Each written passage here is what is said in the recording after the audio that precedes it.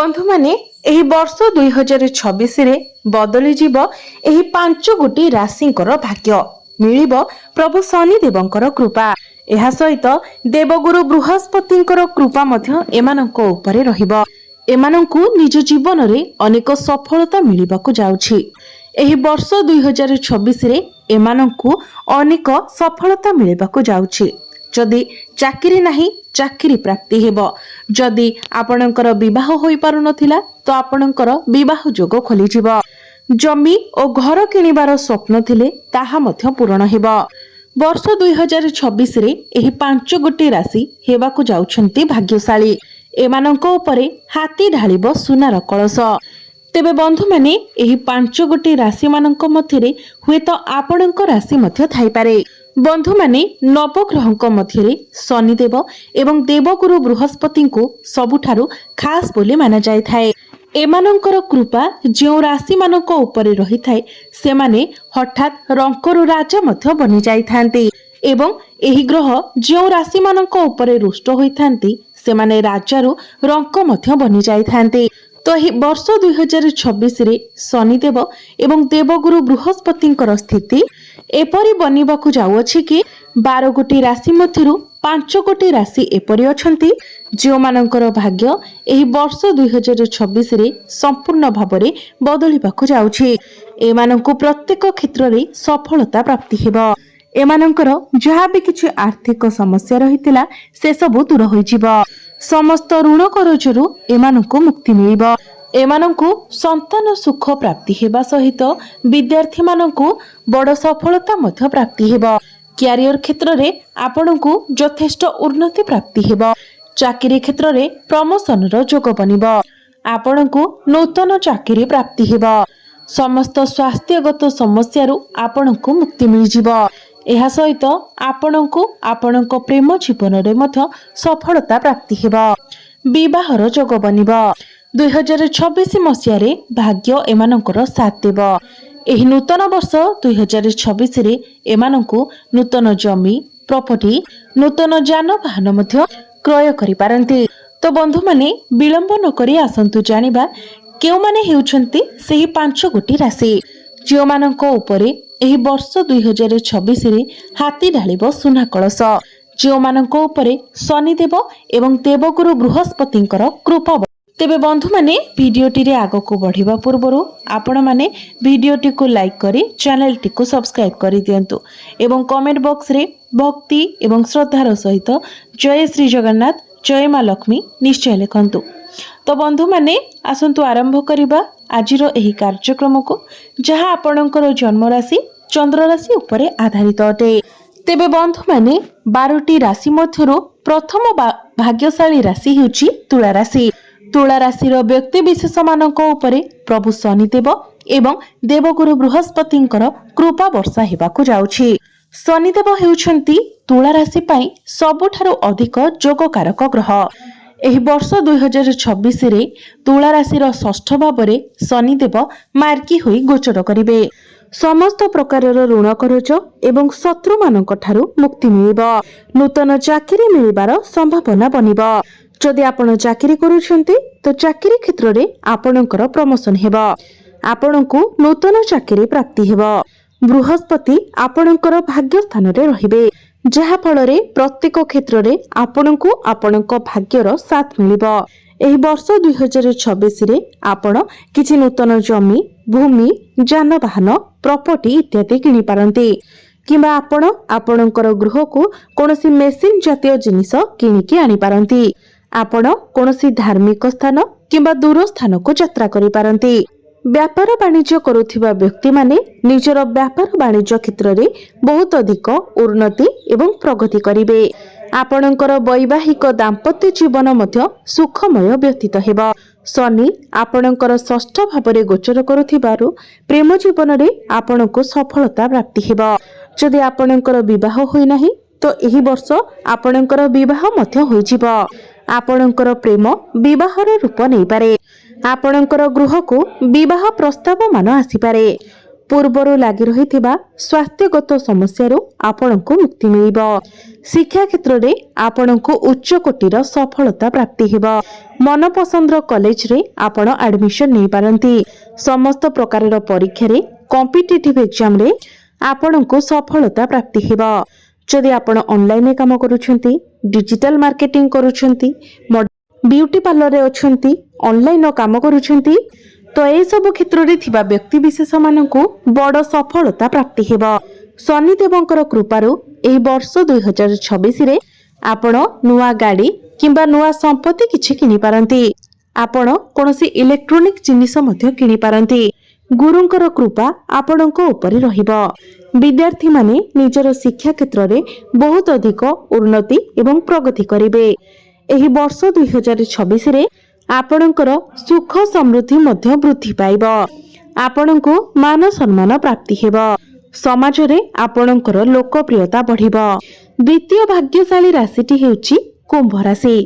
कुंभ राशि रो व्यक्ति विशेष माननकु विशेष कृपा प्राप्ति हेबाको जाउछि। शनिदेव मार्गी हेबा पई जाउछंती, जे कि आपणक राशि रो अधिपति अटंती। गुरु मध्य आपणकर पंचम भाव चलन करिवे, जहा फଳରେ एही वर्ष 2026 रे प्रत्येक क्षेत्र रे आपणको सफलता प्राप्ति हेबा। अटकी रहितिबा प्रत्येक कार्य आपणकर पुणी थरे चालू हेबाको लागिबो। गुरु लक्ष्मीक स्थान रे थिबारु आपण माटी धरिले मध्य ताहा सोनारे बदलै जिवो। शिक्षा क्षेत्र रे आपणको बड़ सफलता प्राप्ति हेबा। आपणकर प्रेम जीवन रे जो सब समस्या लागि रहितिला से सब दूर होई जिवो। एही वर्ष 2026 रे आपणकर नुआ संपर्क जोड़ी होई पारे। आपणकर भल पाइबा विवाहर रूप नै पारे। जदि आपणकर विवाह बयस होई जाइछि किंतु आपणकर विवाह होई पारु नथिला, तो गृह को विवाह प्रस्ताव मान आसी पारे। आपणकर विवाह मध्य फाइनल होई जाई पारे। एही वर्ष 2026 रे भाग्य आपणको पूर्ण मात्रा रे साथ देबो। आपण किछि बड़ कार्यर आरंभ करि पारंती, बड़ पुंजी निवेश करि पारंती। आपण कोनोसी धार्मिक स्थान को, कोनोसी दूर स्थान को यात्रा करि पारंती। पैतृक संपत्ति रो आपणको लाभ प्राप्ति हेबो। आपणको आकस्मिक धन प्राप्ति हेबो। पूर्वरु आपणकर जहाँ भी किछि आर्थिक समस्या रहिथिला से सब दूर होई जिवो। शनि आपणकर द्वितीय भाव रे मार्गी चलन करुथिबारु आपणकर आय रे वृद्धि देखिबाको मिलिबो। आपणकर बैंक बैलेंस बढ़िबो। पूर्वरु लागि रहितिबा स्वास्थ्यगत समस्यारु आपणको मुक्ति मिलिबो। जो माने संतान सुखर कामना करुथिले सेमानंको संतान सुख मध्य प्राप्ति हेबो। आपणकर वैवाहिक दाम्पत्य जीवन बहुत भल रहिबो। कंस्ट्रक्शन रो काम रे, इंपोर्ट एक्सपोर्ट रो काम रे, आईटी सेक्टर रे, टेक्निकल फील्ड रे आपणको अद्भुतपूर्वक सफलता प्राप्ति हेबो। समस्त ऋण करज एवं शत्रु मानक ठारू आपणको मुक्ति मिलिबो। व्यापार वाणिज्य करुथिले व्यापार वाणिज्य क्षेत्र रे आपणको अनेक उन्नति प्रगति प्राप्ति हेबो। आपण किछि नूतन व्यापार मध्य आरंभ करि पारंती। परवर्ती भाग्यशाली राशिटी हेउछि वृष राशि। वृष राशि रो व्यक्ति विशेष मानक उपरे प्रभु शनिदेव एवं देवगुरु बृहस्पतिंकर कृपा वर्षा हेबाको जाउछि। आपणको अचानक धन लाभ हेबार सुजोग बनुछि। जो माने चाकरी करुथिले से माने निजर चाकरी क्षेत्र रे प्रमोशन मध्य पाइबे। जो माने व्यवसायी अटंती से माने निजर व्यापार वाणिज्य क्षेत्र रे बहुत अधिक लाभ देखिबाको पाइबे। गुरु आपणकर धन स्थान रे चलन करुथिबारु आपणकर जहाँ भी किछि आर्थिक समस्या रहिथिबो ताहा सब दूर होई जिवो। आपणकर डेली इनकम बढ़िबो। आपणकर फाइनेंशियल ग्रोथ हेबो। आपणको समस्त प्रकारर ऋण करजरो मुक्ति मिलि जिवो। शत्रु मानक ठारो मुक्ति मिलिबो। आपणको संतान सुख प्राप्ति हेबा सहित घर को विवाह प्रस्ताव मान मध्य आसीबो। आपणकर विवाह मध्य फाइनल हेबो। आपणकर वैवाहिक दाम्पत्य जीवन सुखमय व्यतीत हेबो। आपण आपणकर शिक्षा क्षेत्र रे उन्नति प्रगति करिवे। आपणको नूतन चाकरी मध्य प्राप्ति हेबो। समाज रे आपणकर लोक संपर्क बढ़िबो। समाज रे आपणकर मान सम्मान बढ़िबो। आपणकर जहाँ भी किछि स्वास्थ्यगत समस्या रहितिला से सब दूर होई जिवो। परवर्ती भाग्यशाली राशि हेउछि कन्या राशि।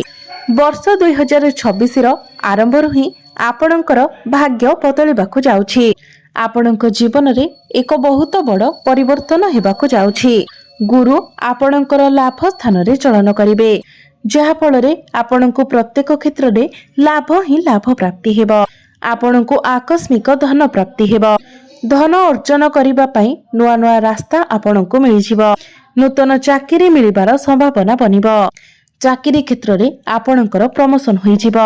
ଆପଣଙ୍କୁ ନୂତନ ଚାକିରି ମଧ୍ୟ ପ୍ରାପ୍ତି ହେବ। ଯେଉଁ ଦମ୍ପତି ମାନେ ସନ୍ତାନର ଆଶା ରଖିଥିଲେ ସେମାନଙ୍କୁ ଏହି ବର୍ଷ ସନ୍ତାନ ସୁଖ ନିଶ୍ଚିତ ଭାବରେ ପ୍ରାପ୍ତି ହେବ। ଯେଉଁମାନଙ୍କର ବିବାହ ହୋଇନାହିଁ ସେମାନଙ୍କର ଗୃହକୁ ବିବାହ ପ୍ରସ୍ତାବ ମାନ ଆସିବ। ଆପଣଙ୍କର ବିବାହ ମଧ୍ୟ ଫାଇନାଲ ହୋଇଯିବ। ବିଦ୍ୟାର୍ଥୀମାନଙ୍କୁ ଶିକ୍ଷା କ୍ଷେତ୍ରରେ ଅଦ୍ଭୁତପୂର୍ବକ ସଫଳତା ପ୍ରାପ୍ତି ହେବ। ମନପସନ୍ଦର କଲେଜରେ ଆପଣଙ୍କର ଆଡମିସନ ହୋଇଯିବ। ସମସ୍ତ କମ୍ପିଟିଟିଭ ଏକ୍ଜାମରେ ଆପଣଙ୍କୁ ସଫଳତା ପ୍ରାପ୍ତି ହେବ। ଭାଗ୍ୟ ବଳରେ ଏହି ବର୍ଷ 2026ରେ ଆପଣ କିଛି ବଡ଼ କାର୍ଯ୍ୟର ଆରମ୍ଭ କରିପାରନ୍ତି। ବଡ଼ ଇନଭେଷ୍ଟମେଣ୍ଟ କରିପାରନ୍ତି। କୌଣସି ଦୂର ସ୍ଥାନକୁ, କୌଣସି ଧାର୍ମିକ ସ୍ଥାନକୁ ଆପଣ ଯାତ୍ରା କରିପାରନ୍ତି। ବ୍ୟାପାର ବାଣିଜ୍ୟ କରୁଥିଲେ ସେଥିରେ ବହୁତ ଅଧିକ ଉନ୍ନତି ପ୍ରଗତି ମିଳିବ। ଧନ କମାଇବା ପାଇଁ ନୂଆ ନୂଆ ରାସ୍ତା ମିଳିଯିବ। ଆପଣଙ୍କର ଡେଲି ଇନକମ୍ ବଢ଼ିବ। ଆପଣଙ୍କର ଫାଇନାନ୍ସିଆଲ ଗ୍ରୋଥ ହେବ। ଯାହା ସବୁ ଆର୍ଥିକ ସମସ୍ୟା ରହିଥିଲା ସେସବୁ ଦୂର ହୋଇଯିବ। ସମସ୍ତ ଋଣ କରଜ ଏବଂ ଶତ୍ରୁମାନଙ୍କ ଠାରୁ ଆପଣଙ୍କୁ ମୁକ୍ତି ମିଳିଯିବ। ସମସ୍ତ ସ୍ୱାସ୍ଥ୍ୟଗତ ସମସ୍ୟାରୁ ଆପଣଙ୍କୁ ମୁକ୍ତି ମିଳିଯିବ। ସମାଜରେ ମାନ ସମ୍ମାନ ପ୍ରାପ୍ତି ହେବ। ଆପଣଙ୍କର ଲୋକପ୍ରିୟତା ବଢ଼ିବ। ତ ଆପଣଙ୍କର ଯଦି କନ୍ୟା ରାଶି ହୋଇଥାଏ ତ କମେଣ୍ଟ ବକ୍ସରେ ଆପଣ ଜୟ ମା ଲକ୍ଷ୍ମୀ, ଜୟ ଶ୍ରୀ ବିଷ୍ଣୁ ନିଶ୍ଚୟ ଲେଖନ୍ତୁ। ପରବର୍ତ୍ତୀ ଭାଗ୍ୟଶାଳୀ ରାଶିଟି ହେଉଛି ମୀନ ରାଶି।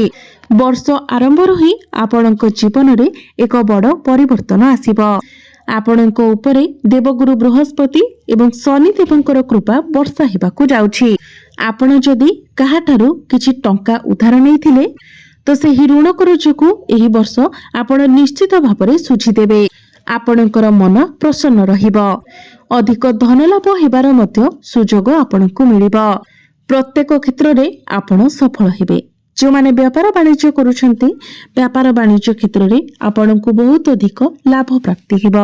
ଅଟକି ରହିଥିବା ଆପଣଙ୍କର ପ୍ରତ୍ୟେକ କାମ ସୁରୁଖୁରୁରେ ଆରମ୍ଭ ହେବ। ଆପଣଙ୍କୁ ବହୁତ ଅଧିକ ଖୁସି ମଧ୍ୟ ପ୍ରାପ୍ତି ହେବ। ଆପଣ କିଛି ନୂତନ ଭୂମି, ଜମି, ପ୍ରପର୍ଟି ଇତ୍ୟାଦି କିଣିପାରନ୍ତି। ନୂତନ ଗୃହ ଇତ୍ୟାଦି ନିର୍ମାଣ କରିପାରନ୍ତି। ଆପଣଙ୍କୁ ସନ୍ତାନ ସୁଖ ପ୍ରାପ୍ତି ହେବା ସହିତ ଆପଣ ଆପଣଙ୍କର ଶିକ୍ଷା କ୍ଷେତ୍ରରେ ବହୁତ ଅଧିକ ଉନ୍ନତି ଏବଂ ପ୍ରଗତି କରିବେ। ଯେଉଁମାନେ ବ୍ୟାପାର ବାଣିଜ୍ୟ କରୁଛନ୍ତି ସେମାନେ ନୂତନ ବ୍ୟାପାର ବାଣିଜ୍ୟ ମଧ୍ୟ ଆରମ୍ଭ କରିପାରନ୍ତି। ଏହି ବର୍ଷ ଆପଣଙ୍କୁ ନୂତନ ଚାକିରି ମିଳିବାର ସମ୍ଭାବନା ବନୁଅଛି। ଚାକିରି କ୍ଷେତ୍ରରେ ଆପଣଙ୍କୁ ପ୍ରମୋସନ ମିଳିପାରେ। ସମାଜରେ ଆପଣଙ୍କୁ ମାନ ସମ୍ମାନ ପ୍ରାପ୍ତି ହେବ। ଆପଣଙ୍କର ଲୋକପ୍ରିୟତା ବଢ଼ିବ।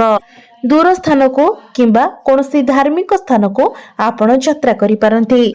ଆପଣଙ୍କୁ ଆକସ୍ମିକ ଧନ ପ୍ରାପ୍ତି ହେବ। ଧନ ରୋଜଗାର କରିବା ପାଇଁ ନୂଆ ନୂଆ ରାସ୍ତା ଆପଣଙ୍କୁ ମିଳିଯିବ।